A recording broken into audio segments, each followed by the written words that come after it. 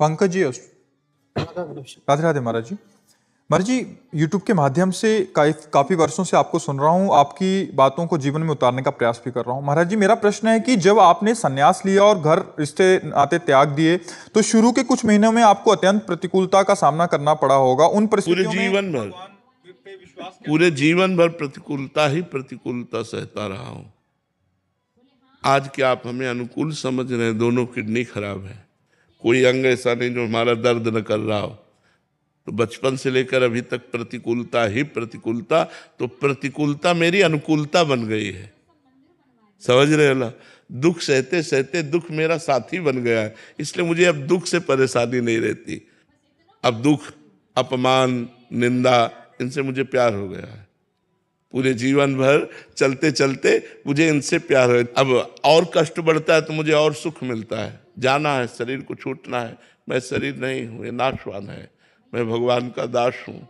वो अविनाशी स्वरूप हमारा है जो चिदानंद में सेवा में भगवान की जाता है। इसलिए हाँ, पहले दिन हमारे विश्वास को भगवान शंकर ने पुष्ट किया।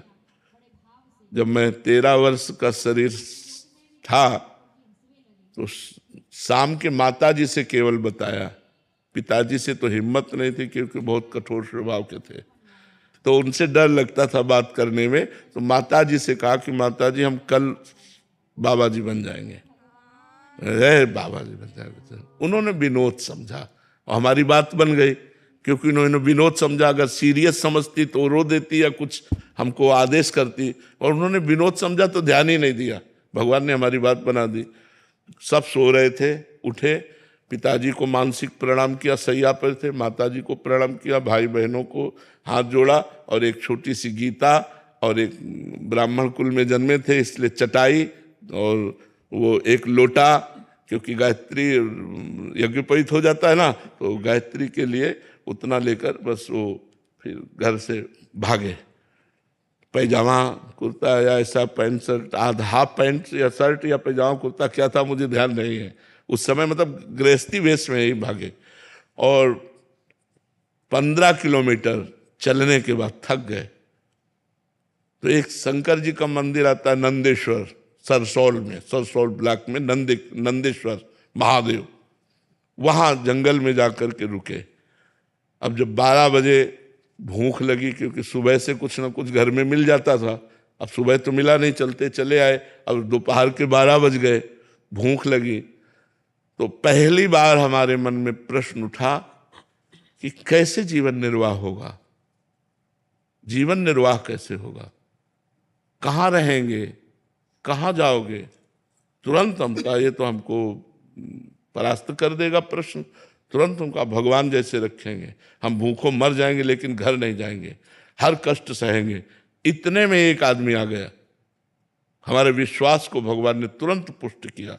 एक आदमी आ गया, उसने कहा बच्चा यहाँ एक सूर स्वामी रहते थे, जानते हो क्या? तो हम कहा हम यहाँ नए आए, हम जानते किसी को नहीं। तो कमंडल खोला और 1 लीटर दही होगा, मीठा दही, गांव के दूध गड़वा का लाल लाल दही, लाल रंग का हो गया। उनका तुम पी लो, अब हम वापस नहीं ले जाएंगे, उनके लिए लाए थे, वो है नहीं तो आप पी लो, वो संत कहीं चले गए होंगे। तो हमें सकुच लगी, हम कहा हम क्यों पी ले? बोले नहीं पी लो, महादेव जी की ऐसी इच्छा है। तो उसी लोटे में डाल के 3-4 लोटा निकला, छोटा लोटा था। और जब वो गए तो 1 लीटर दही में खूब छक गए ना, बस जो ही गए सो शंकर जी के ऐसे पिंडी को पकड़ के खूब रोए कि हमें विश्वास हो गया कि हमारे जीवन का आप पार करेंगे, आप स्वीकार करेंगे। बस वो दिन क्या दिन, कभी घर नहीं याद आया, कभी घर नहीं गए, कभी परिवार से एक रोटी नहीं खाई आज तक, अपने जन्मभूमि की एक रोटी आज तक नहीं खाई जब से घर से निकले, भगवान की कृपा से। तो बहुत बड़ी जीवन यात्रा कट गई। अब बताओ, हम किसी आश्रम या ऐसा हमारा उद्देश्य नहीं रहा, इसलिए हम कहीं रुकते नहीं थे। 1 दिन रुके, 2 दिन रुके, 4 दिन रुके, कोई विरक्त स्थान और भजनानंदी संत तो फिर साल 2 साल रुक जाते, जैसे सैनपुर में रुके, निम्बुआ घाट में रुके, ऐसे ऐसे स्थानों में रुके, घटिया घाट में रुके। नहीं तो ऋषिकेश से लेकर बनारस तक यही हमारा रोड था, बस यही घूमना। गंगा के किनारे, और जो प्रारब्ध वशात मिल जाए वही खा लेना, किसी से कुछ कहना नहीं, मांगना नहीं, कभी स्वेटर नहीं पहना, कभी शाल नहीं ओढ़ा, कभी कंबल नहीं ओढ़ा इतने दिनों में। अब जैसे शरीर रुग्ण है तो अब ये सब सुविधाएं स्वीकार नहीं, तो इन सुविधाओं से बता रहे ना, हमें सुविधा, सुख और सम्मान और प्रशंसा, इससे हमें परहेज है।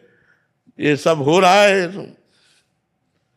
अंदर। आपको सच्ची बताऊं, कोई हम मतलब अहंकार या सफाई की बात नहीं है, इसका कोई महत्व नहीं, ये सब मायाकृत लीला हो रही है। तो जो हमें दुख की बात रही, तो पहले हमें कष्ट लगता था, जब कष्ट लगता तो होता मुझे भगवान प्राप्त करना है, चुप शांत सह लो, चुपचाप सह लो। हम 2 श्लोक गीता जी के ये बहुत हमें काम दिए। पहला, मात्रा स्पर्शास्तु कौन्तेय शीतोष्ण सुख दुखदा आगमा पाइनो अनित्यास्तास्ति तिक्षस्व भारत, और दूसरा, यम ही न व्यथ्यन्ते ते पुरुषम पुरुषर सब सम दुखा सुखा धीरम स्वमृतत्वाय कल्पते। जहां हमारा मन हमको विचित करता, सो इन श्लोक को इनका अर्थ विचार करने लगते। भगवान ने कहा, ए चुप शांत सह सह सह, सहते सहते सहते सहते भगवान ने श्री धाम वृंदावन का वास देकर अब यहाँ पूर्णता कर दी। अब हमें कुछ नहीं चाहिए, अब हमारे अंदर की कोई सांसारिक मांग नहीं रह गई कि अब हमको ये सुख सुविधा मिले या कुछ, बस एक ही बात रह गई कि मैं प्रभु को कहीं भूल न जाऊं। एक डर बना रहता है, मैं कहीं इस बाजार में अपने प्रभु को न भूल जाऊं। इसलिए उनसे यही प्रार्थना करते रहते कि पूरे जीवन आपके चरणों में गया, अब कहीं आखिरी में लाके ऐसी खंदक में मत डाल देना कि आपको भूल जाए। यश कीर्ति प्रशंसा सब वैभव, कहीं ऐसा न हो नाथ आपको भूल जाए, क्योंकि हमारा लक्ष्य ये नहीं है, हमारा लक्ष्य आप है, आपको कभी भूलूं नहीं। तो दुख तो हमारे जीवन का मित्र रहा है, और वही मित्र हमको भगवान से जोड़ दिया। तो ये जीवन कथा है हमारी, पीछे से लेकर के अभी तक। महाराज जी, हम पर भी दया कीजिए कि हम भी भजन नहीं छूटे हमारा। हाँ, यही सबसे बड़ी बात है, भजन न छूटे, यही सार बात है। सार बात यही कि महाराज जी, संसारिक जीव जो हम जैसे हैं, उनको तो एकांत काटने को दौड़ता है महाराज जी। हमें समाज काटने को दौड़ता है। मैं आपको हमारा मन जो है वो सही पूछो तो आज हमारा मन उस बात को लेकर के ललचाता है जिस बात को भगवान ने हमें पहले दिया था। जो गंगा किनारे का जीवन था उस बात को लेकर ललचाता है, लेकिन अब हम असमर्थ हैं। अगर हमारा शरीर स्वस्थ होता तो आपको सही कहते हैं, ये सौभाग्य आप लोगों को ना मिलता। हमको ये सब अच्छा नहीं लगता है।